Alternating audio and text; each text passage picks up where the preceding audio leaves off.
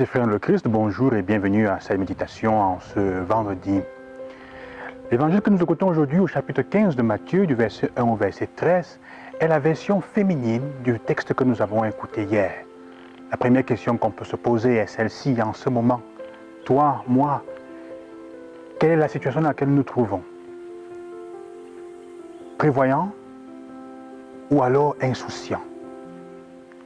C'est en fait le sens de la parabole des vierges, desquelles on nous parle, on nous dit le texte nous dit qu'il y en avait 5 qui étaient prévoyantes et en fait qui portent avec elles l'huile et les autres qui étaient insouciantes et qui ne prennent pas assez d'huile.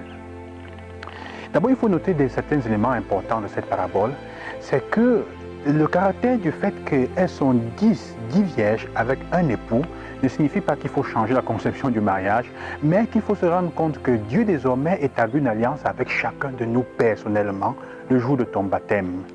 La deuxième chose, c'est que toutes les 10 ont chacune une lampe qui, dans ce contexte, pourrait être vue comme le signe de la foi. Mais une lampe qui doit être allumée, qui doit briller, symbole d'une foi qui retentit et qui irradie son contexte. La troisième chose, c'est que toutes les 10, d'une certaine façon, vont subir un élément fondamental. Quand la nuit tombe, elles s'endorment toutes. La différence n'est donc pas dans ce qu'elles possèdent, dans ce qu'elles sont, mais la différence est dans l'élément qui remplit leurs lampes.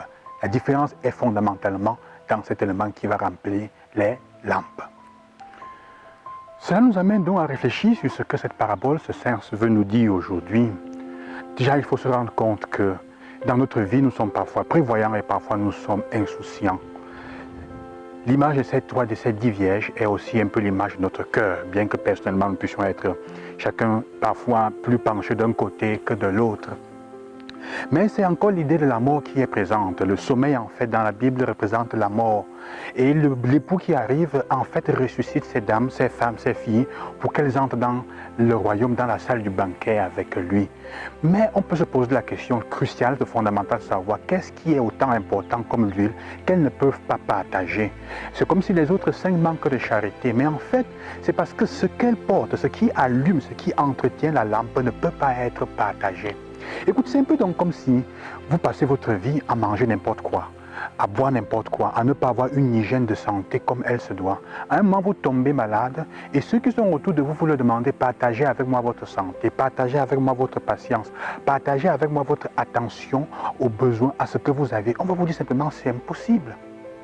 L'huile, c'est en fait tout ce que tu fais, toutes les capacités que tu as d'accueillir la bénédiction du Seigneur pendant que les choses vont bien, en journée, quand les choses vont bien, la bénédiction du Seigneur qui est toujours donnée.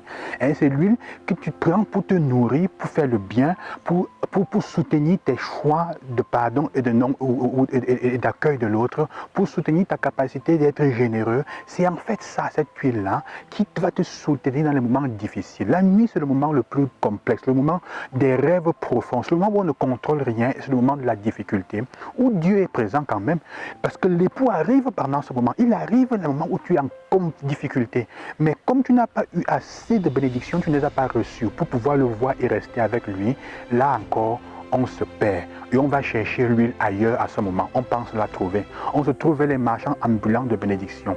C'est pour ça qu'à un moment, la partie de nous qui vient frapper après pour dire ouvre-moi, il dit je ne vous connais pas. C'est en fait cette partie que Dieu ne veut pas de nous. Parfois ce n'est pas toujours que c'est une personne ou l'autre.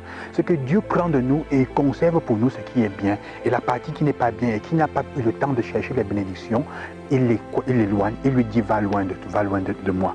Donc nous sommes appelés frères et sœurs à cela, à prendre la grâce quand c'est encore possible, par notre engagement. L'huile c'est l'engagement. Quel est ton engagement en ce moment dans ta foi? Dans ta communauté, concret, qu'est-ce que tu fais de concret pour alimenter ta foi dans ta communauté? Et c'est ça qui sera le secret. Que le Seigneur vous accompagne en ce jour, lui qui fait descendre du ciel ses bénédictions par cette pluie, qui vous accompagne, qui vous bénisse et qui nous donne la grâce surtout de nous poser la question en ce moment, est-ce que nous sommes prévoyants ou est-ce que nous sommes insouciants quand il s'agit de notre engagement dans la foi? Bonne journée, que le Seigneur vous bénisse.